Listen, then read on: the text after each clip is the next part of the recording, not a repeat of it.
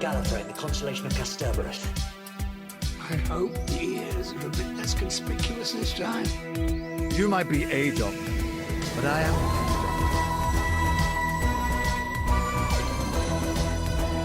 I'm a doctor, but probably not the one who looks good. Absolutely fantastic. All of time and space, everything that ever happened or ever will. Where do you want to start? Hello, everybody, and welcome back to Bigger on the Inside, the new Who Doctor Who Watch Along podcast. I am the co-host Harry, joined as always by our main host, who has taken the phrase "it's coming home" a little too literally by literally coming home from his uni accommodation back to his childhood home. How are you, Tim? I'm very well. You took my. I was tempted to interrupt, but I just belted out "it's coming home." But I imagine this could be a stereotype, but that most of our listeners, like us, aren't massive football fans and only really like football for the 2 45-minute slots we watch a week. I must be honest, I have not been watching the Euros at all. The first game I watched was the England-Ukraine game on a Saturday night. Yeah. And I mean, I'm totally hooked now. Like that is the best I think I've seen England play like ever. I've never seen them play like that. It was incredible. Yeah, it's one of those things, isn't it? It's like the last World Cup. I know we all got quite into it, and I remember watching the game at yours, and I think we saw a couple of games at the pub. But it's also like I work in pubs and nightclubs, so I constantly get asked opinions about it. So you feel like you should sort of watch it a little bit. I mean, I don't watch any other game. I don't watch the games to find out who we're playing next. I just watch our games, and then about 10 minutes afterwards, I'm kind of over it. Yeah, I only watch the England games. I'm kind of into it until kind of the coverage on BBC or ITV stops. Yeah, same. Yeah, I don't even watch like the hour thing they do before where they have like Asian Child. I quite enjoy that. They produce some very, very good VTs, very high quality VTs. Ah.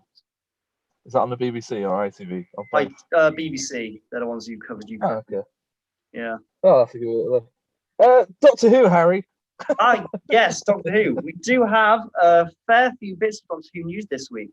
The first is the upcoming release of the Doctor Who serial Evil of the Daleks. This, like many of the kind of incompletely found child stories, has been reanimated and is going to be released, I think, on Blu-ray and DVD.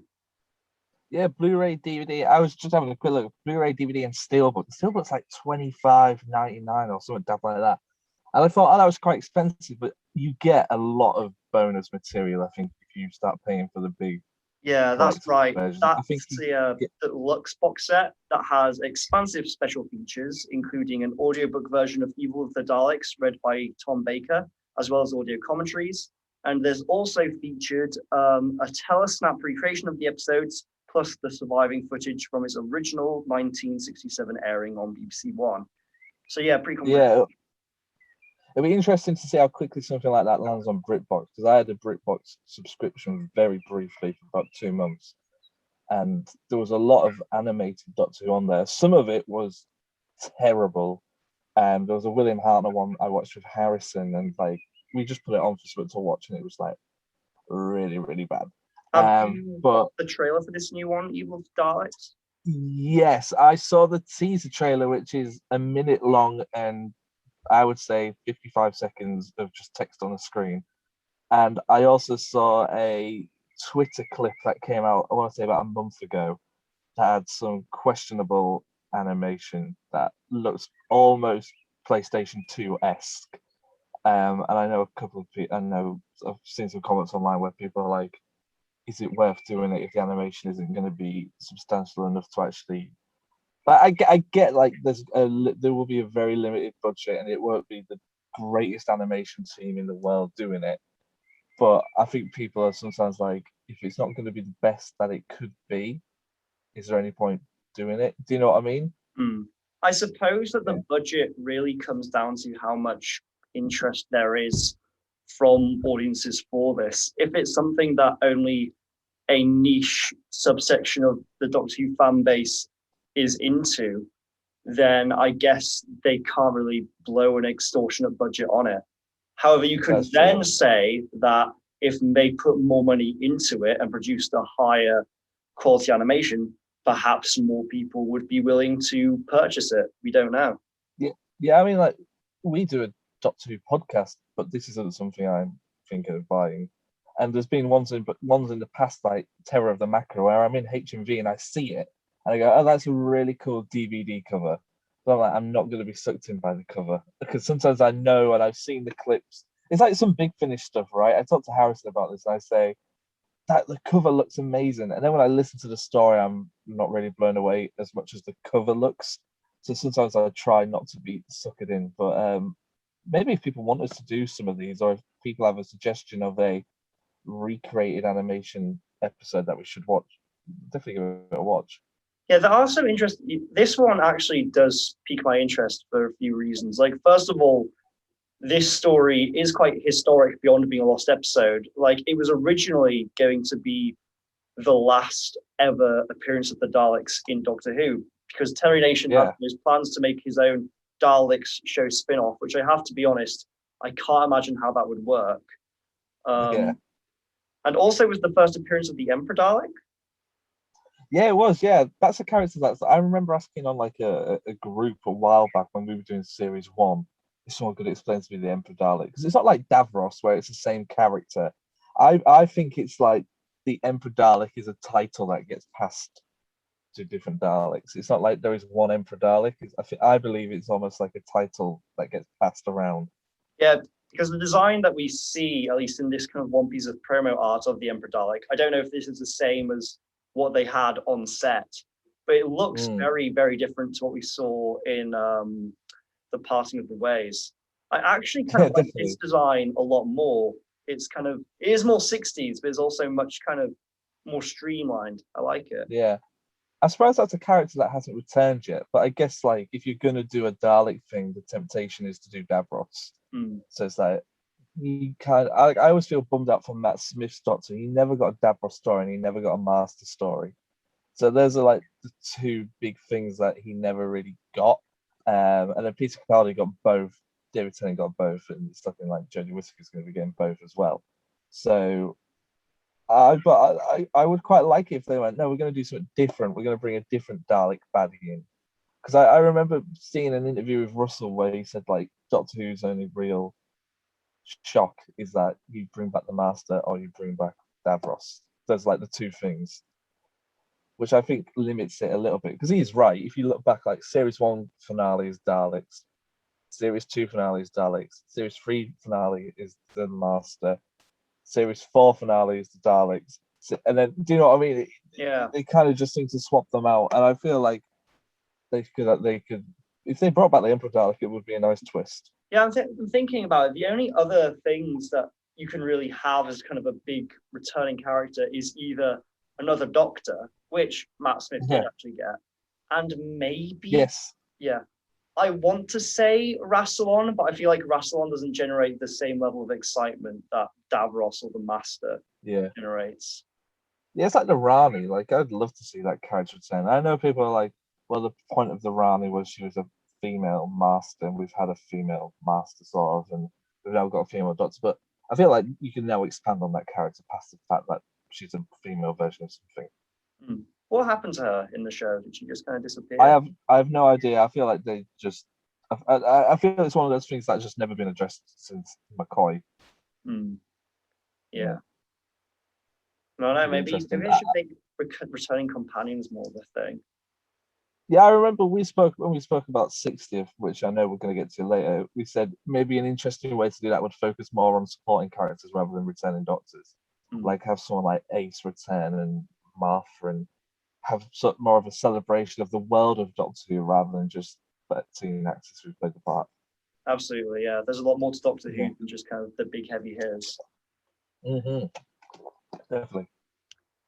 Okay, so moving on to our next piece of news, we have something linking. This is going to be. Oh, you've not released that video yet, have you? Oh no, coming. Okay, well, later this week on Wednesday, there will be a Loki themed video coming up on the channel. I won't spoil it because I was quite. It's one of my favorite videos we've done. Unfortunately, it's just me, no Harry. And I was kind of hoping to release it later when we go on a mid-season break, but Loki won't be on telly anymore. So keep an eye out for that on Wednesday. It's a really fun video about Doctor Who and Marvel. So yeah, but no, there's some other Loki Doctor Who news. Yeah, there's a different thing, which is the Loki star, just trying to name, Sophia Di Martino, has said that she wouldn't turn her nose up at the opportunity to play the Doctor in Doctor Who. She, in the show, plays a variant of Loki, who tries to escape from a damned moon after fleeing the TVA and draining the former's teleporting device. Have you been watching Loki, Harry? I haven't. I have no idea what I'm describing right now. Loki is so far my favorite Disney Plus Marvel series. I'm really enjoying it. It's very Doctor Who-esque, but it's sort of better, if that makes sense. Like it's got the production value that Doctor Who should have. If Doctor Who had the production value that Loki has, I think a lot of storytelling that Doctor Who fails with recently would be sort of pushed under the carpet by good production value, if you know what I mean. I see. Interesting. Yeah. And also the dynamic between Tom Hiddleston and is her first name Sophia? Who this actor? Yes. Yeah. Sophia Di Martino, Yeah, like their chemistry is very Dr. Mastery as well, and it's it's great. So for those who don't know, she plays like a variant of Loki on a different timeline. So Loki at some point has broken a timeline rule, and the TVA, the Time Variance Authority, have captured Loki and are now using Loki to capture other Lokis from different points in time. So different timelines have different Lokis, and they're using the Tom Hiddleston version to capture different Lokis. Okay. And Tom Hiddleston's version of Loki has befriended Sophia's version of Loki. Okay. I'll read the quote that she says about the comments that have been made. She said, I see what they mean, the duo as well. We're each other's companion. Asked whether she'd fancy hopping into the TARDIS herself, she said, I wouldn't turn my nose up at it, but I haven't really given it much thought, to be honest. I haven't read any of that stuff. It's exciting though. I just like that people, have all these theories and are being inspired by Loki. It's great to watch. Yeah, well, I remember I read that like 5 minutes ago, that quote, and I loved that. She's like, I haven't read any of it. And I'm like, you have no idea what this what Doctor Who is. Someone just asked you. Is she American, to clarify? No, I believe she's British. People might know her as she was in an episode of Friday Night Dinner where Simon Burr's character has like a weird, like annoying relationship with the next door neighbor's young child, and she plays Simon Burr's date in that episode. Yeah, I do find the quote that she hasn't read any of it interesting. Is she assuming that Doctor Who maybe came from a book series first, maybe? Perhaps it's one of those things, isn't it, where Doctor Who is one of those very rare things now that is popular but isn't from a pre-existing material. Like James Bond, the Marvel movies, the DC movies, all these big franchises. Doctor Who sort of has managed to stay central to what it actually originally was. And I think, I can't speak for it. Oh, hang on, Harry, 1 second. But for context, everybody, I'm recording from a car park and I can hear someone shouting. I'm just making sure I'm not about to be shot or killed, but everything seems okay. Carry on, sorry. I was going to say, I can't really speak from it from an international perspective or I can speak from a British perspective, where I feel like in the UK, I feel like it's generally kind of, people know what Doctor Who is, like people understand what Doctor Who is and the basics of it. Although I don't think it's something where I really can't say, because I feel like I'm so kind of absorbed into kind of the world of Doctor Who fandom now, especially since doing this podcast. I genuinely don't know what non-Doctor Who fans, what their understanding of the show is. Yeah, it'd be interesting. I know a couple of people who don't really know anything about it, and it would be interesting to ask them some questions. But yeah, it's one of those things where maybe I'm too involved in it. I know too much about it to really sort of have a separate opinion from it. And I only So have. perhaps someone like Sophia would be good because she doesn't know anything about it. So, but then nor did Jodie, nor did Matt. You know what I mean? So Probably Chris, yeah. yeah, Chris definitely doesn't. I still don't think he does. Just gonna let that sit. So, Tim, do you think that Sophie would be a good choice for the Doctor? Yeah, do you know what? When I was watching it, it was one of the first things I thought because I know Tom Hiddleston's name gets thrown around all the time, but he's far too big. And I was thinking, oh well, she's clearly like just the right caliber. She's on the cusp of either becoming very successful or being Doctor Who. She's she's on that cusp of one or the other.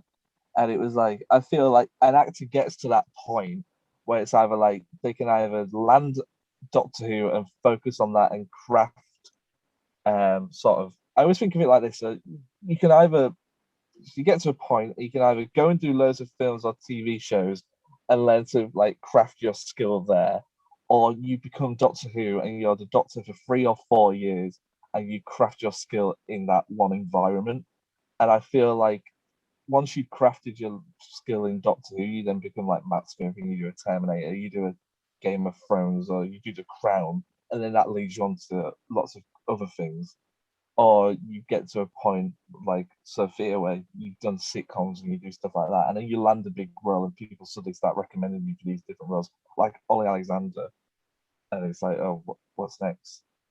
I'm trying to think now what I would do if I was at that point in my career. Like, I would make you be Doctor Who. I wouldn't be able to tell you. I wouldn't be allowed to tell you. I would be like, Tim, I've been offered this role. Do you think I should take it? I'd like to think that if you did, actually, I don't know if I'd want to know. Actually, if you, for context, everybody, Harry's next couple of months going to be graduating as an actor. Yeah, is that right? a month's An MA. time. Yeah. Yeah, and I'm just trying to think if you had been offered the role, say you got it right, if I would want to know, or if I'd quite happily be like speculating and oh, who could it be, and then like watching like Wimbledon in 30 years time and going, oh, it's Harry. The thing is, I would want your reaction recorded. I'd want you there for it. I'd be like, hey, we should live stream a Doctor Who reveal watch along. Do a live stream. I like the fact that even you're still doing this podcast. Yeah, of course. Yeah, of course. I'm not going to be too big for bigger on the inside. That being said, once if I actually was cast in a recurring role on Doctor Who, I feel like if that happened, I would have to kind of stop doing the podcast. We'd stop it until your character left or died, then we'd come back. Okay. We could rebrand. Although I would make sure I'd let you be the first one to get an exclusive interview. I promise. Thank you very much. Thank you. Yeah. Yeah, no, she would be great. I think she'd be a great Doctor. Yeah. Okay, our next thing is not. I like this next bit of news. Yeah, it's not really. It's kind of Doctor Who related. It's Peter Capaldi's releasing an album. He was Doctor Who. He was Doctor Who. Yes, he was. He was. So there's the link. I read. How much is this Doctor Who? This is the same amount of Doctor Who news as like Matt Smith is in the Game of Thrones spin-off, isn't it? It is, but I don't really like Game of Thrones, so I didn't speak about it. Well, I thought this was just fun because I know there's a lot of love for Capaldi out there. I mean, I just go on Twitter every now and again, and there's always people getting selfies with him as he's about to do this new play or whatever in London. And this is one of those things I was like, oh, this is going to be cool. I can't think of a time when somebody has played. It's not happened with any actor who's played Doctor Who, really, where they've then gone, and now I'm going to do this, like a complete J10 sort of thing. Like, we know Peter Capaldi loves music. His Doctor was a very musical Doctor. So I'm excited to listen to this because apparently it's not too far away, is what I was kind of getting. Yeah. He's already recorded an album. Do you think that we're going to get any kind of like Doctor Who references or even like a Doctor Who tribute song within this album? I don't think you're going to get like a Doctor in Distress, like a song that's about Doctor Who, but I think I think it's impossible not to look at Capaldi and see that he's a big Bowie fan, and Bowie, therefore Ziggy, and then you might get spacey songs or a song that's kind of intergalactic based, and then he may mention the polarity flow or something like that. You know, there might be a little nod and a wink, something like that. But I doubt he's going to be like, and now I'm stepping out my TARDIS on the moon, something like that. I don't know. In what universe does Peter Capaldi's music sound like, you know, children's songs going do ba do ba do ba do do do do? I don't know. I so hope it is now. That's the first song, TARDIS on the moon. I mean, if there is a song like that, like some kind of Doctor Who song, you know, there's immediately going to be like hundreds of like AMVs or fan cams, whatever they call them, of like people putting a bunch of like 12th Doctor clips along with this song. Yeah, there will be. Yeah. Bombard my YouTube recommendations. Definitely. The amount of times I go on Twitter, and it's like, it's 13 and yes, fan cam, and I'm like, I don't get it, and I feel like maybe it's because I'm slightly too old. I mean, I'm 22, 23 September, and I never really indulged in that sort of side of it when I was the right age. I never really got Tumblr, and I never really understood that sort of side fandom of fandoms, really. No, I was never on Tumblr. I know that like shipping is a thing. But I don't know anything about it. I don't get it, and I don't ship things. Like it took me ages to find out what to stand something meant. I didn't really understand that, but that just means like you're a big fan of something, I believe. It's the word stan is an amalgam of the words stalker and fan. So it's like you're a very obsessive fan. Okay, I wouldn't really say I'm a stan of anything. Really. Not even of Doctor Who. No. We stay on our definitely. podcast where we follow Doctor Who news, including Peter Capaldi's new album, which has nothing to do with Doctor Who. Okay, well, here's the thing. If we didn't do this podcast, I wouldn't know about that news. And there's a lot of stuff I wouldn't know about. The only reason I know about a lot of this stuff is because we do the podcast. And I enjoyed this sort of speculation and talking about this.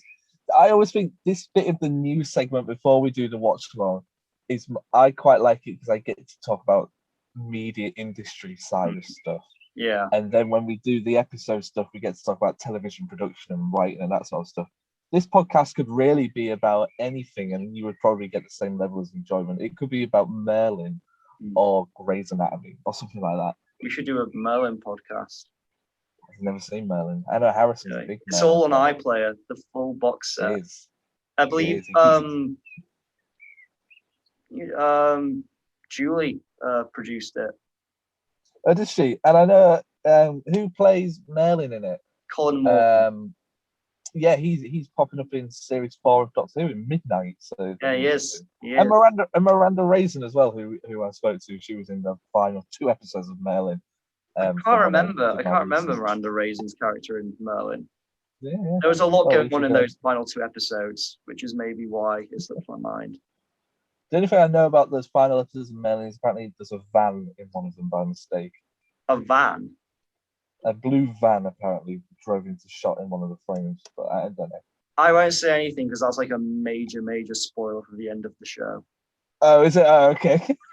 Okay, yeah, maybe don't. I only watched it when it first came out, but I remember that ending like just really confusing me. I was like, okay. What? Wait, what? Okay, that's Merlin. I don't watch it. I'm not really, apart from Loki, not really watching anything at the moment. So maybe I should start watching Merlin. I'd like to watch that new BBC drama that came out, Time. Apparently that's really good. I haven't seen that. What's that about? I think it has like Stephen Graham in it, I want to say. It's about like modern British prison system. Oh yeah. I've seen the thing on BBC iPlayer. Like every time I go on, it's like a really clarified, so it's like someone's gone onto Lightroom and got like the sharpness and turned it all the way up because like his face is really it's too sharp. Yeah. To watch that but really I know what you mean. show. Maybe I'll use our kind of hiatus to do that. Yeah, I'll go and watch Merlin. I'll do a Merlin podcast. I don't want to do any more podcasts. Sorry, news, Harry. Yes, some actual Doctor Who news. The 60th Rumours. It's being reported that the BBC are in the early stages of planning quote unquote big things for the show's 60th anniversary in 2023. It has been suggested that a series of specials are planned to be aired monthly in 2023, with each episode featuring a different Doctor. Does that mean like there'll be 12 different specials, each with a different Doctor? Is that what it's suggesting? Yeah, I believe so. Yeah, that would make sense. I mean, what's the source on that? Is that Doctor Who production news or something like that? Isn't it? The still you sent me is just from a Facebook page called, I think, Doctor Who page. Yeah, they've in the past they've been quite good at predictions and stuff, and some of it is hit and miss. Again, random speculation, but that's an idea that I haven't seen thrown around before. It sounds like it would be very ambitious because Yes. you have to get 12 live. I mean, how many living actors that have played the Doctor are there currently? Tom Baker, Peter Davison, Tom Baker onwards, excluding John Hurt. So how many is that? That's Is that even 4, 5, 6, 7, 8, 9, 10, 11, 12, 9. But Then David Bradley, 10. And Joe Martin, 11. Yeah, but would they put Joe Martin in there? And I guess there'll be the current, and I guess there'll be a different Doctor after Jodie as well, who'll be a Doctor by then. So if there's just about 12 surviving Doctors, which means for that to work, they would have to get every living incarnation of the Doctor, including David Bradley, including Joe Martin, including Christopher Eccleston, to all do. Forgot about that. That's I feel like that's just a little too big to believe. I don't know.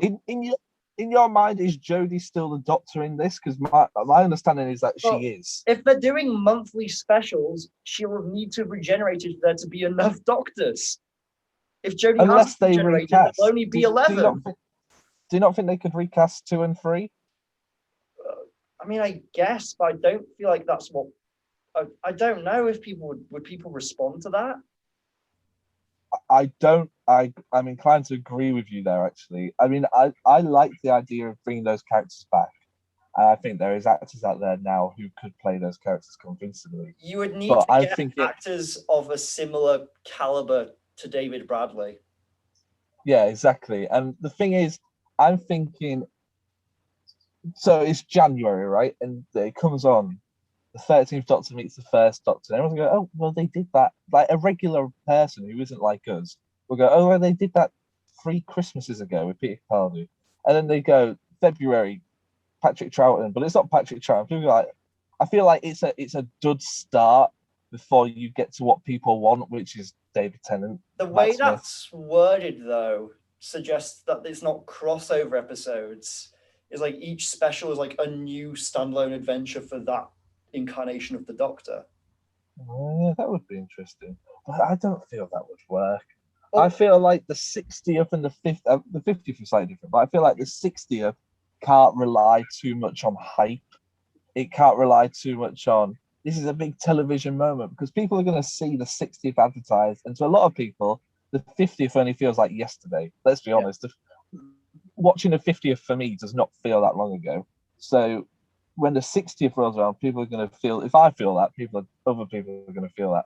So I feel it needs to sort of do something different. And I don't feel 12 specials is the way to go. I feel like maybe a year of specials is a fun idea, like they did with Tennant. I don't see why that wouldn't work. But a special every month with a different Doctor would soon get repetitive. And what would be the difference in storytelling ability between March and September? Do you know what I mean? By then I will be bored of seeing multi-Doctor stories because I will have had one every single month. Unless not every special is an episode of Doctor Who. Maybe some of them will be kind of like documentary type things. I don't know. Like, I don't know, but I feel that idea of doing 12 specials and each special as a different Doctor is very, on the surface it sounds good, but then when you actually think about it, you go, okay, so March I'm going to have a John Pertwee crossover, cool, exciting, and then when you get to like September, you're like, oh, another one. It's like I don't understand. I don't feel like you can rely on 12 specials just relying on multi-Doctor things because people will soon get bored of that. I also really can't help but feel that the viewing figures between these programs will fluctuate drastically. And this is just speaking statistically about how popular these Doctors are, like not talking about what my thoughts on the quality of any Doctor. Like, for example, the Matt Smith special will probably draw in a significantly higher view count than the Sylvester McCoy special. Yeah, exactly. People, this is it. That's what. Yeah, you nailed it there. What I was trying to say is like the first special, people will be like, "Oh, interesting," but I've seen it, and people are gonna want to wait for the David Tennant stuff. That's what people want. They want Eccleston, Tennant, Smith, Capaldi. That's what people want. Well, that'll be one hell of a people remember. latter end of the year. Like the first half of the year might be a bit of a dud for most people, but then you get to the second half of the year and you get to all the New Who stuff, and it'll be like, whoa, crazy thing every. Yeah, I mean, like September's my birthday, and the idea of Christopher Eccleston playing the Doctor again on telly around my birthday is immensely exciting. So I wouldn't be opposed to that. But yeah, I like that idea that you could, like what you said there, works. September onwards, or maybe you backtrack it so that the last special is the day of the 50th, the 60th, sorry. So you have an Eccleston special 1 month, then a Tennant special, then a Matt Smith special. Actually, this is a terrible idea. Just do an hour-long special. That's what they should do, but I don't know if that's what's going to happen. I think they should re-air what they did on Gold for the 40th anniversary. But just add bits on at the end. Yeah, just add bits on, like just a random talking head with a significantly higher contemporary 16:9 camera quality footage of like Jodie. Has it still got those weird K9 bits in it? Yeah. Although they've been updated to be replaced with the new Australian K9. I like that. Yeah. What do you honestly think they're going to do for the 60th? If you had to put money on it, if someone said, Harry, what do you think they're going to do for the Doctor Who's 60th anniversary? What do you want? What do you think they're going to do? I want something completely different. I want something that celebrates the show's legacy in a new way. I think because the 50th was so celebratory of kind of New Who specifically, I'd like something that really embraces the whole legacy of the series, all 60 years of it. What I'm expecting is a crossover with New Who Doctors. Yeah, but are you thinking it's going to be a one-off special? Do you think it'll be a start to a series? Do you think it'll be a conclusion? What do you think? I think either an extended special similar to the holiday specials we've been receiving, or maybe a two-parter. Yeah. Do you not think they're going to do like a one big hour-and-a-half special again? I mean, maybe. How long was the last Dalek special? Because that was pretty long. About an hour and 15, something like that. Something that length, I'm anticipating. Yeah, I'm probably with you on there. It wouldn't surprise me if they do. This is the 60th year of Doctor Who, and to kick it off with this new series, we've got a big opening episode. So you have a Day of the Doctor style episode as episode 1 of series whatever, and then after that continuing week, you have the rest of the series unfold. But that opening episode stands alone, storytelling-wise, from the rest of the series. Like a big hook. Yeah, so like you bring people in and you go, coming up next week, and it's like a load of other episodes. I'm with you. I feel like it would surprise me if it's not a multi-Doctor episode, because people want multi-Doctor episodes. And I feel personally, I'm only really happy with multi-Doctor episodes when there's a big occasion for it. When there's just like random episodes in a series, I'm like, oh, we could have saved this for something more exciting. So, would you be disappointed if like David Tennant appeared in the middle of series 13? Well, yeah, actually, yeah, I think I would, because it would then take the shine off him possibly returning for the 60th. Yeah. It's like if I had a really nice cake and I said, Harry, tonight we're going to have this really nice cake. And then on the drive from the shop, I went, oh, should we try it now? It's like, what's the point of, Yeah. do you know what I mean? It sort of ruins the excitement of it. So I feel they should save stuff for the big occasions. I think on the whatever that 60 special is, if it is a multi-Doctor, David will be there, Matt will be there, Chris won't be there, Capaldi might be there, and Jodie will be there. Yeah. That's about it, really. I don't think they're going to do recasting classic Doctors. David Bradley might be there. That might be interesting. I don't know. But then again, Chris Chibnall, it seems to be, despite what a lot of people believe, I feel like he does actually listen to the fan base. People wanted Captain Jack to come back in that first series, and I think a lot of people were bummed out that he wasn't back in Jodie's first series. So he was back straight away in the second series. He came back twice. People weren't that happy about the fact there was no classic monsters. It now seems we're getting a lot of classic monsters. Yeah. A lot of singles. Everything that people disliked about that first Chibnall series he's then worked upon it to create better series, in my opinion.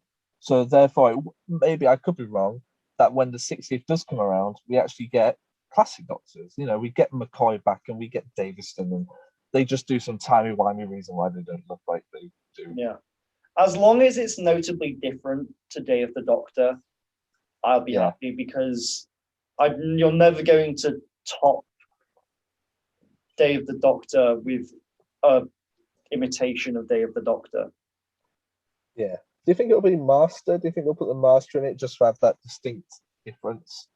Maybe, I don't know, or maybe they'll do.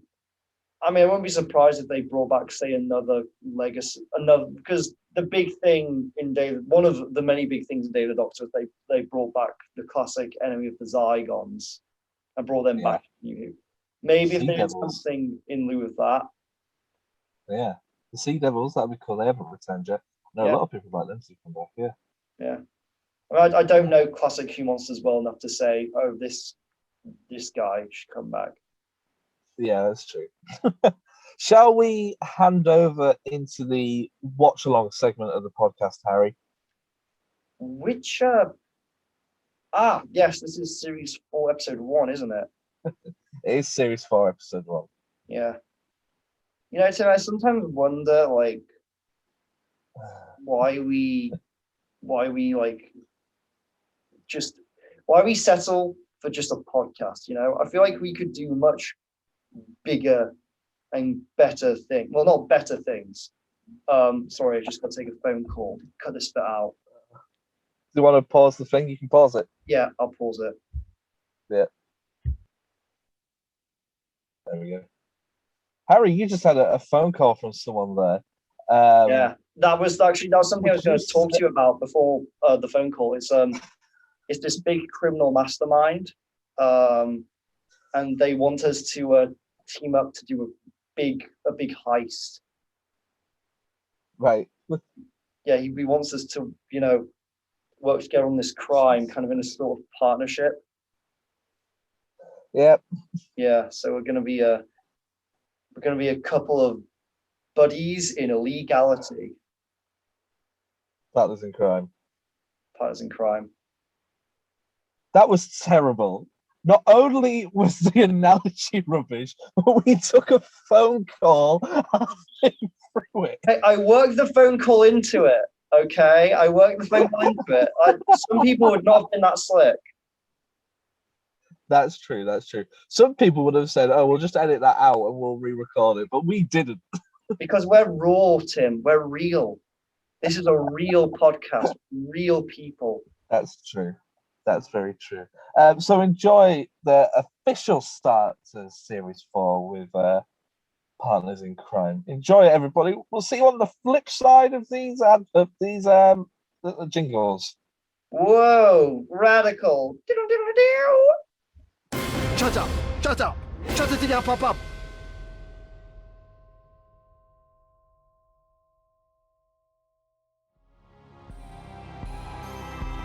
Humans are better in one respect. You are better at subscribing.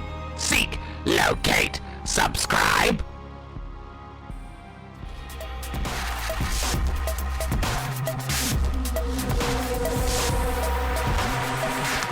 What's the point in having you all? Oh, the news, Harry. That was show some news. Please tell me your favorite part of the news this week. Let's see.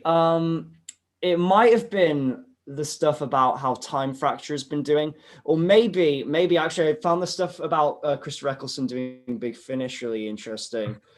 Honestly, I think we went on for a bit too long about the 60th, and I think we're kind of running the whole speculation about whether or not Jodie's leaving to the ground. But overall, I think it was a pretty solid news segment. Yeah, it was, wasn't it? Good stuff, good stuff. Hello, everybody. Welcome to the Watch Along segment of Big on the Inside. We're here to do... we do this every episode. If you've never listened this far, why?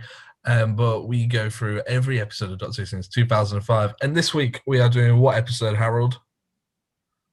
Partners in Crime by Russell T. Davis. That's right. Now, we had Voyage of the Damned last week, which is sort of listed as the first Series 4 episode, but this is the boot off of Series 4. This was the start of the fourth series as it was broadcast and listed. First thing is there's no pre-title sequence. There is no little catch-up before the opening titles. You know, in the past we've had like maybe a quick funny joke and then the opening titles, but with this it was just opening titles straight away, and I kind of like that. Was there a longer running episode for this? A longer running time for this? I don't think so. It was just a standard 40 minutes, wasn't it? Yeah, it was good. Maybe? I enjoyed it. But oh, there's someone. What's going on? Give me a minute.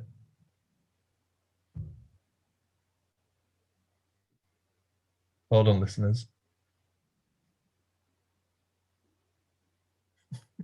Can you hear this? I heard some kind of thumping. Yeah, I think my flatmate's finally taking the bins out. I took the bins out a couple of weeks ago and they were getting more and more full. And I was getting progressively more annoyed. This is not relevant to the podcast, but I won't edit it out. And now they've finally given in and taking the bins out, I hope. Anyway, yes, this is the start of Series 4. And the big thing of this episode really is the return of Donna Noble, played by Catherine Tate. Was you happy to see the return of her? Because we both watched this series as it went out live. Yeah, I remember seeing it. I do as well. And this being, I remember thinking that this was I remember finding it very entertaining, but also it was probably the strangest series opener we've had so far, I'd say, in terms of just kind of what actually happens plot-wise. Yeah, I noticed that from the get-go, it is almost the complete opposite of Smith and Jones. In Smith and Jones, the Doctor and Martha meet instantly on the street, and then they sort of bang like their friendship together, and they're straight away like doing whatever. But with this, it's like they're walking to the same building and you sort of think they're going to do the same thing of bumping into each other in the street. But they go like a good like half hour without like seeing each other at all. And one thing that really stood out to me is that I think we mentioned it in the start of Series 3, Smith and Jones, how they were leaning into Tennant's like comedic comedy sort of sensibility. And then in this episode, obviously you have Catherine Tate there as well, so that's really going to help. But they have fully lent into that, and this is a really funny episode. And from what I can remember, this series has lots of really funny 10th Doctor moments in it. So I feel like from when we've watched these episodes, we've been able to sort of track how the writers have seen these characters and gone, oh, that's a really good thing that I really like and the audience is responding well to. So we'll keep building on that. And you can sort of see how these characters have sort of grown through like certain elements that audiences have really enjoyed. Absolutely.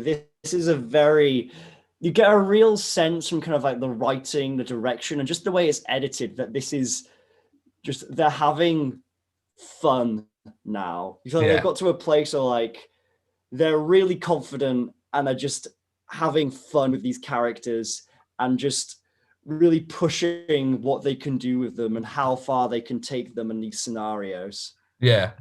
I'm just having a quick look to see if if we knew by this point that Tennant wouldn't be returning. I don't think it was until the start of 2009 that we found that out, because I think he announced it at the NTAs. Here we go. David Tennant's the lead Doctor Who. It's from the BBC. I'm looking for a date on this. Can I find one? David Tennant has announced that he will leave the award-winning BBC drama Doctor Who when he has completed the filming of 4 specials. Each will be screened in September in 2009 and early 2010. So I feel like maybe this series aired and then they did the announcement. Yeah, I think we might have known, however, that Russell was leaving when this series aired. Yeah, I think so. We might have known I remember that. it being sort of very. I remember knowing that. Obviously at the time I didn't know this was all going into a big crescendo, but I think I remember knowing that Stephen was going to be taken over at this point. I can remember watching this episode. I was in London in a hotel room. Went to London with my mum and my grandfather, and we went to Lego. Did we go to Legoland? No, we went to all the museums, Science Museum and stuff like that. And this was on, and I was like, no, I ain't going to the museum. Gotta watch this. And there's a certain moment I can remember very well, which I'll save when we get to it. But I've found it strange watching this sort of Tennant era, knowing that it's shorter than I would have originally said. I'm sort of surprised we're already in his last series. Yeah, it is strange. It is strange. It feels like, in a sense, we've only had kind of one full series of the 10th Doctor, at least as I remember him. Yeah. And now it's kind of interesting because Tennant's Doctor changed so much over the duration of the second series, where he's kind of figuring out what he was doing. And then in the third series, it felt there was kind of further growth in that he'd finally kind of really come into his own as this is what the third Doctor is. Yeah. I'm interested to see if this series, that progression is going to continue, because I pretty much, in my mind, my mental interpretation image of the 10th Doctor is as he was in series 3. I can't remember whether or not he continues to change and develop from that point, or if he's going to pretty much stay set as he is. Yeah, I think it's one of those things as well that when I first watched this, you don't notice things like that really. You don't notice character development that much as a kid, especially with someone like the Doctor. You notice it when it's obvious, when it's written into the scripts, like the character development of, say, someone like Rose or Mickey or someone like that. You know, these characters who have an arc across the series. But when it's the main character, and it's not really an arc, it's more of a writing style that changes. You don't really notice that as much when you're like 8 or 9. Yeah, that is true. Yeah.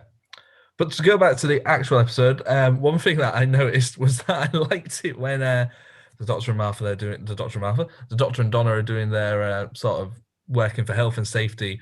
And I like the fact that the Doctor sits down with, like, I think she was called Penny, and she instantly starts hitting on the Doctor. It's like this figure. Yeah. Like, he's really good looking. Everybody fancies him. Yeah, I feel like they've kind of, surely it must have kind of seeped into kind of the public consciousness and kind of the writers at this point that, yeah, David Tennant is a good looking man. He's a bit of a heartthrob. Yeah. So they're just very explicitly writing that in now. They don't even need to kind of justify why people are attracted to him. It's just 10th Doctor, David Tennant, tight suit, looks good.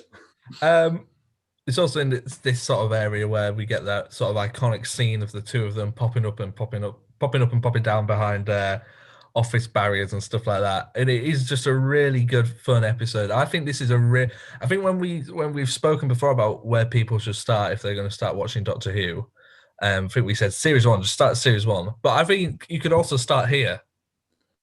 I feel like this sets up very much, if you're only interested in series 4 and the series Catherine Tate was in, I feel like this episode does a very good job at kind of setting up the general tone that this series is going to be in. It's a bit goofier, it's a bit sillier, it's a bit faster and funnier. It's very indicative of kind of the Doctor companion relationship that the 10th Doctor and Donna have. Yeah.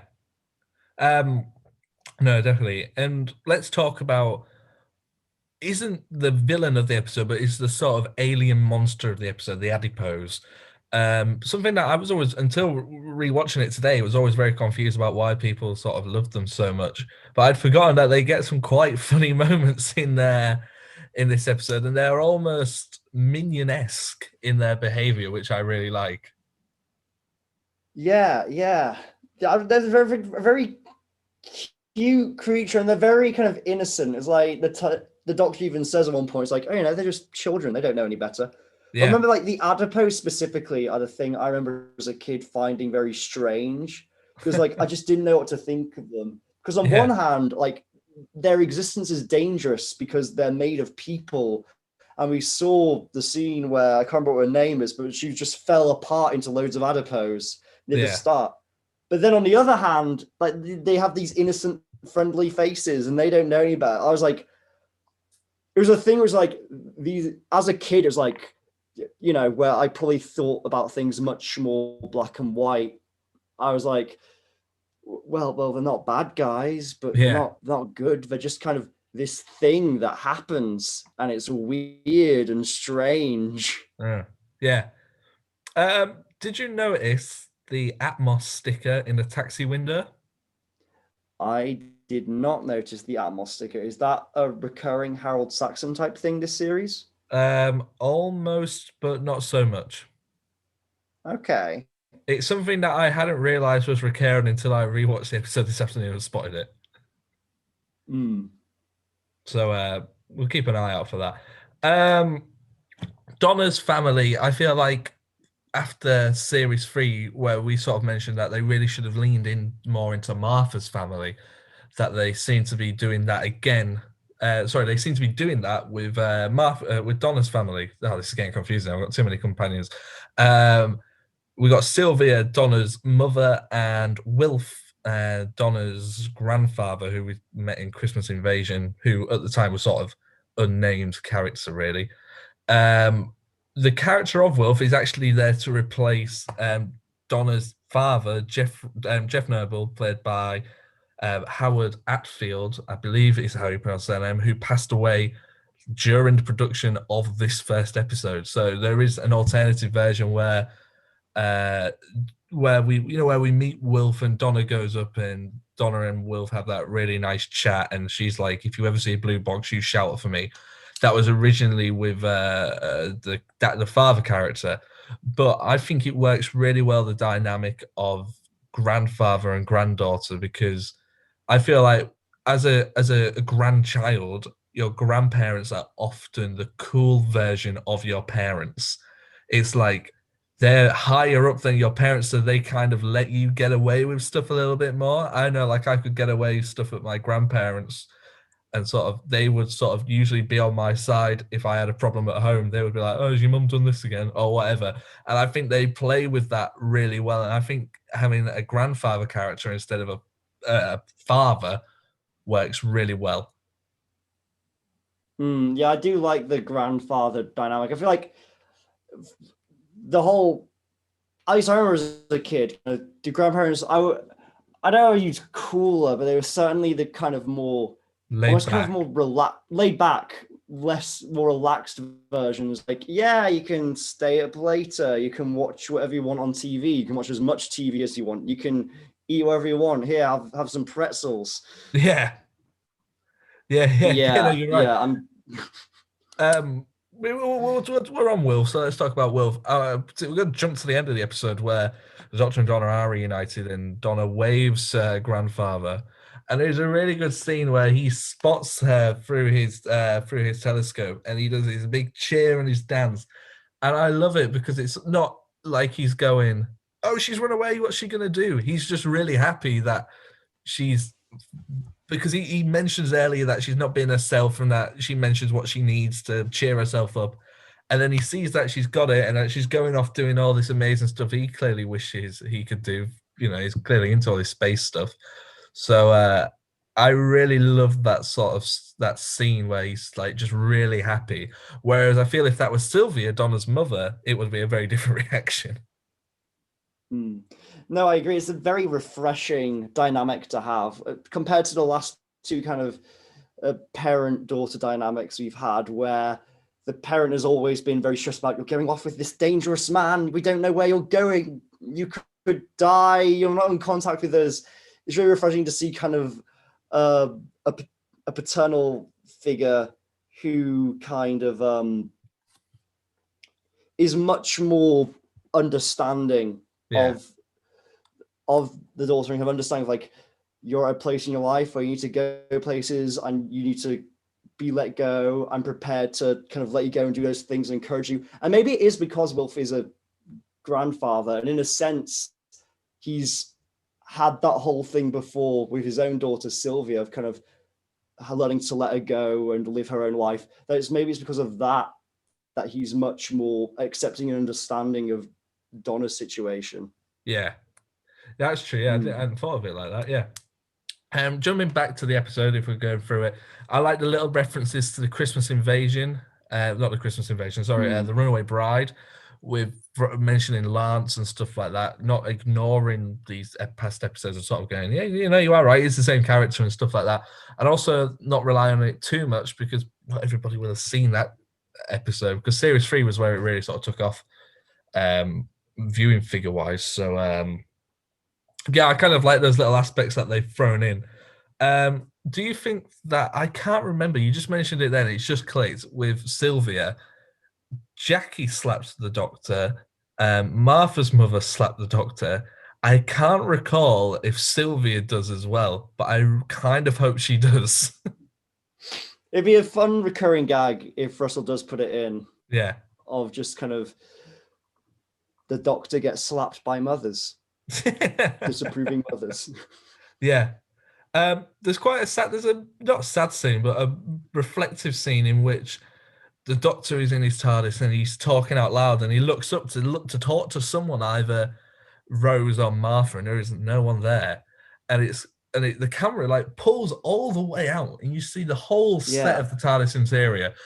And I think it's at that point where in past episodes, the doctor's always said, and he even said it in Voyage of Damned, where he said, oh no, I travel alone, or I try to. And I think it is in this episode, and he says it at the end that he doesn't want to do that anymore.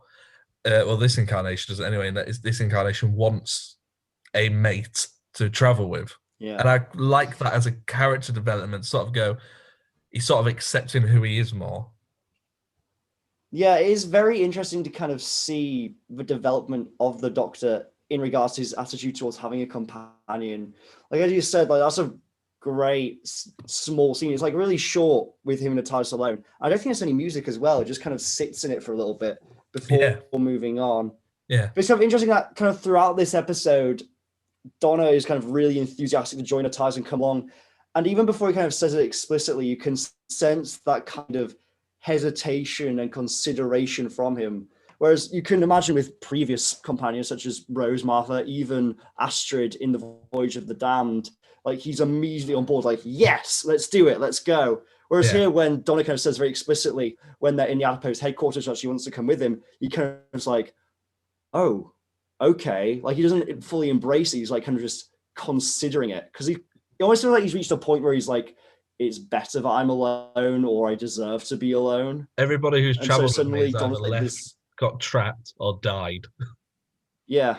And suddenly he's kind of this new span of works comes through where it's like, not sure about this. And it's interesting, and especially because that's something we've kind of seen recurring in incarnations since this. Like you saw it immediately made me think of kind of the 13th Doctor in Series 11, where before the three of them came traveling over, she was like, right, listen, this isn't an easy life. You could get in danger, you could die, yada, yada, yada. No, yeah, you are right. Yeah, I remember that. And then they all say they're aboard or something like that, or they're all in, So I feel like if you look at the whole scope of the thing, it does change. But when those two characters, Doctor and Donna, do meet, they're clearly very excited and bewildered to see each other. There's that very fun window scene which is amazing. And I love that there is no dialogue. And sometimes lip reading can be somewhat difficult, but you can tell exactly the conversation they are having, and it is amazingly well done. Yeah, you're able to perfectly follow it, and it is kind of very clear lip movements, which I got to credit the two of them for kind of making that feel natural within the scene as a way of them communicating with each other without it being super hammed up and just be you reading them lips. There's still a performance underneath that. Yeah, It's just a really well done, really funny bit from the two of them. yeah. And I really like the way it ends with kind of the kind of what her name is, but the Miss Foster, Yeah, kind of seeing her just like, am I interrupting you two? yeah, because the camera It's change. a really funny bit. It's originally inside, and you're looking at the Doctor and Donna from inside that room, so you're actually looking outside at Doctor and Donna. But whereas when it swaps to Miss Foster, you're on the other side of the door and the other side of the window looking in, so you feel like you've been caught out, and it's very well done. Yeah. When they do meet, Do you think it's almost? Sorry, go on. I was just saying, kind of the way that certain scenes like that and them constantly missing each other earlier, it almost gets to a point where it's, and I use this very tentatively, like borderline almost cartoonish in how it's being depicted. Do you think that's necessarily a bad thing, that Doctor Who is getting a little cartoony and wacky? Not really, and I think having Catherine Tate involved helps that. It's almost a good excuse to be funny and silly, which I know this series does. I know there can be times where I sort of think, "Oh, this is silly now," and you can't. I feel like if you do it too often, you could run the risk of sort of not rewarding your audience, sort of going, "Look at you, you're watching a silly sci-fi thing." But if you balance that with seriousness and drama and things like that, it works rather well, I think. Yeah, I agree. I agree. When the Doctor and Donna do meet, I really like the fact that there's no big conversation about, oh, they've seen each other again. It's almost like, oh, hello, you, and then they instantly get back onto doing whatever they were doing. And I like that it's a really little detail. He says her name. He goes, oh, Donna. And I like the fact he only met her once for like a day. And then he's gone on with Martha and had all these crazy adventures with Martha, but he still remembers her name. He still remembers who Donna was, and he still remembers her name, and he still remembers that weird adventure that he had with Donna, despite the fact that he's had lots of adventures on and off screen since then. Yeah, it's a very, very endearing kind of aspect of the Doctor's character, which I really like. The fact that despite all the places he's gone, all the people he's met, he never forgets a face and he never forgets a name.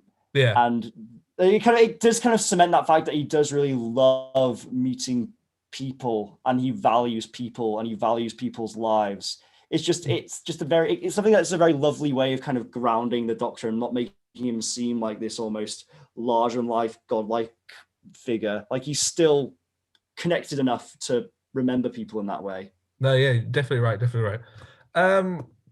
Did you? I don't know if you remember this, but there is references throughout the series about the bees disappearing.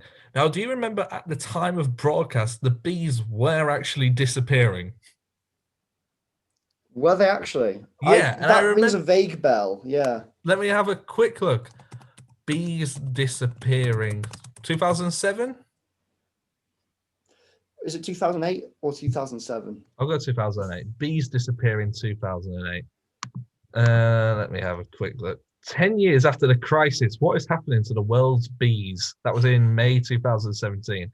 So yeah, 2007, The bees started disappearing. Russell decided, yeah, that makes a good sci-fi. But am I right? But this was wrote before the event, so that's the thing. Yeah, it was just the most weird, like, happenstance that these two events occurred. Wait, so did Russell not know that the bees were disappearing when he wrote that the bees were disappearing into the actual news came out as the series was being broadcast. Oh. Wow. Yeah, crazy. I mean, Russell has incredible foresight. I have to say. He does. I also like the fact that within minutes of meeting the Doctor, Donna nearly dies several times. She nearly plummets to her death, which sort of just set a sort of tone for hanging out with this character. But then I also like the fact that she very quickly just brushes that off and just carries on doing whatever they were going to be doing anyway. Yeah. Also noticed Russell T Davies sure does like a story that involves larger people being some sort of alien species or being taken over by aliens. You have the Slovene, where fat people are taken over by the Slovene, their bodies. You have from the Voyager down, you have Marvin and Moon and Noon, or whatever their names are, who a lot of their character development is the fact that they are large characters and they're having trouble fitting through gaps of some of the other characters get fit through, and the character of Richmond often passes comment about that. And now we have adipose seeping out the skin of fat people. Are you implying that Russell D Davies has a problem with killing plus-sized characters? No, that's not what I'm saying. What I'm saying is, from watching Confidential, is that Russell picked up on it and he said, it's very strange that as I get older and larger, I start writing stories about how I dislike older and larger people. That is funny. Yeah. I guess he's kind of writing his own insecurities into the program. Yeah. Which is one way of handling them, I guess. Yeah. I want to talk about the sequence where they're kind of having that crisis moment where they think everybody's going to die, where they think they can't save everybody. And the fact that Donna's there and she also has the other necklace means that they can save everybody.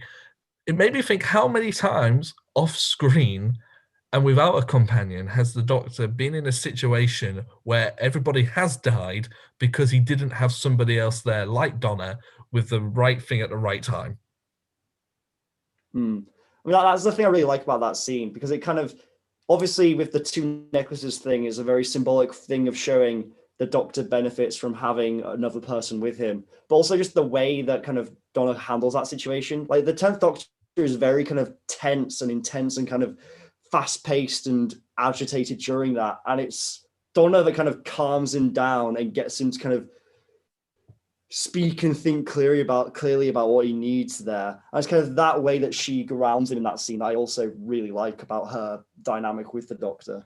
Yeah, and that's something that this episode does really well, is their the dynamic between the Doctor and Donna. And there's obviously no surprise that that's why a lot of David Tennant's Big Finish stuff is with Catherine Tate as well. Their stuff is really good fun. If people enjoy it, then they should definitely go listen to a couple of those. I've been listening to some, and they're just really good fun. I have one more note before we move on. Harry, is there anything that we haven't spoken about yet that you would like to speak about before I finish on my final point? It depends whether or not your final point is about a certain character we see return near the end of this. That's right. The return. I forgot that this return happened in this episode, and this is also the moment I remembered watching this episode go out live, because what we're talking about is at the end of the episode, Donna phones her mum to say that she's going away, and she goes up to a woman in the street and says, "I've hidden some keys here. When a woman turns up, can you tell her where they are?" And the woman has her back to the camera, and when she turns, it's Billie Piper as Rose Tyler back on Earth. How could that possibly be? Not seen since Doomsday, I want to say. Yeah, not seen since Doomsday. So it was exciting to see her back. I got when I watched it again, I suddenly got very excited because I knew what was coming with the rest of the series, and you start to remember all these exciting episodes. And I also remember when I first saw that in a little hotel room in London. But yeah, what did you think to the return of Rose Tyler? I'm trying to remember what my initial reaction was when I saw it. And I don't think I had much of one. I think I was kind of a little too stunned when I saw it and confused to actually process it. Yeah. So I remember, I think after that scene, I think I remember questioning myself thinking, was that Rose? Was that actually Rose in the show? But that doesn't make sense, but I thought it was. But I don't think I even said anything to anyone else I was watching it with. I think I was just kind of very quietly confused in my own head of like, but how? Yeah. Yeah, that sounds about right. But yeah, it's all very exciting and a good cliffhanger. It makes me wonder that when Russell finished series 2, sorry, did he have an idea of bringing Rose back? If Russell ever comes on the podcast, I would love to ask him some of these questions about writing rather than and series structure and stuff like that, rather than going, "What's your favorite monster?" or stuff like that. I want to go, was this idea planned out? How did this idea change that? And things like that. I think that would be great to talk to Yeah. the legend that I is imagine a that big TV. part of it, of course, would have also been like casting, securing, like, can we get Billy Piper to come back? If so, how many episodes can we have her for? Stuff like that. Yeah, All yeah. those logistical things. And then having to write around the cast you have available. Yeah, that's true.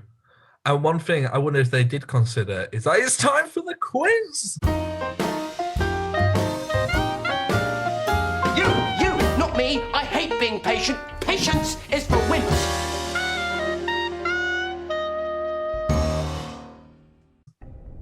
Whoa! Let's see how I do. Harry, I have some good news for the listeners and some bad news for yourself, which is that because this is series 4, I have upped the questions to 4 questions. Is this going to be a recurring thing? By series 12, am I going to be answering 12 questions per episode? I very much doubt that. So you got 4 questions. Let's see how well you do. Question number 1 is, what 2 colours is the adipose pill? Red and white, easy. Yes! You got 1 question right. I know you're not going to get this one because you already said you don't know. What is the name of the woman who Donna Noble goes to interview about the adipose pill? I will take a first name, but if you get a second name, you only get 1 point either way. Stacy? Yes! You got 2 points so far. This is amazing. Sylvia, Donna's mum, goes for a meeting with her friends at a restaurant, and that collective group of friends is known as the What Girls? God, I can't remember this.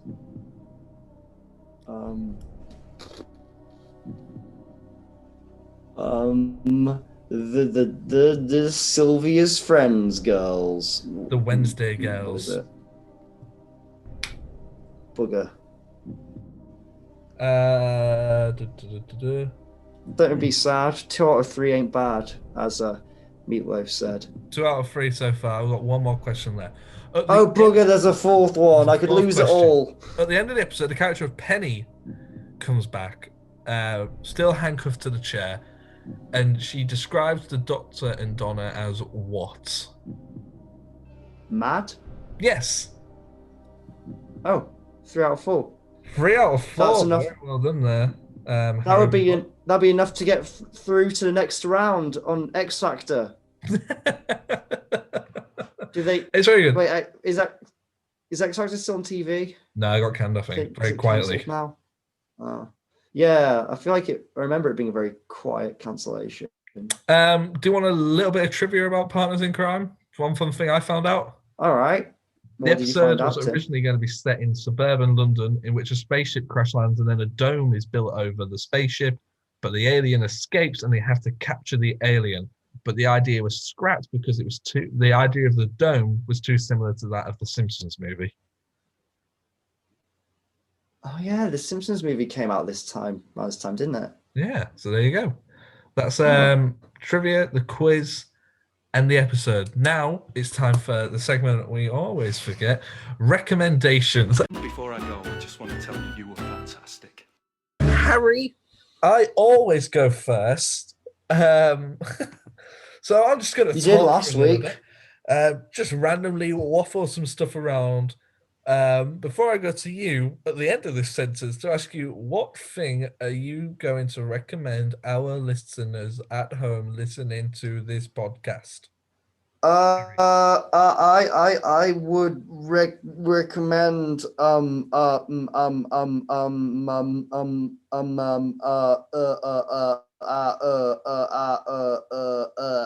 You don't know, do you? No. What would I like to recommend? I don't know either.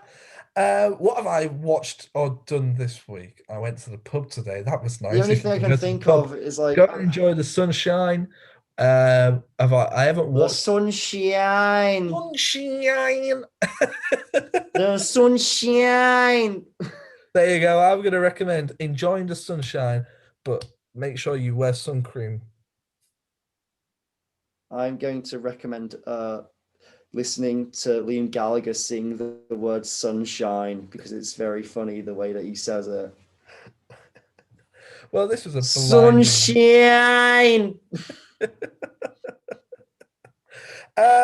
Anything else, Harry? Anything that we haven't spoken about that you wish to speak about before I push the end of record button? So, how's the wife? What the? Yeah, I've not asked you about your marriage recently, Tim. How's the wife? I'd like to say conscious, but I can't.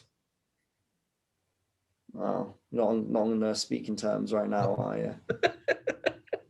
Is that what you think that means?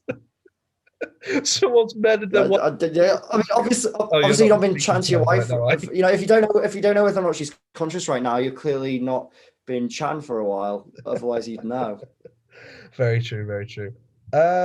Yeah. So thank you very much for listening this far. If you have listened this far, then you are a true legend. And I would like to ask you to subscribe to the podcast on iTunes, Spotify, Acast, and Anchor. Leave a 5-star review wherever you are. Subscribe to the YouTube channel. Follow us on Twitter and Instagram. Bigger on the pod. And I will now say goodbye. Ta-ra, everybody. Thanks for listening. Really appreciate it. Harry, do you want to say goodbye? Bye-bye. Bye, everybody. Make sure you subscribe to the official Bigger on the Inside podcast.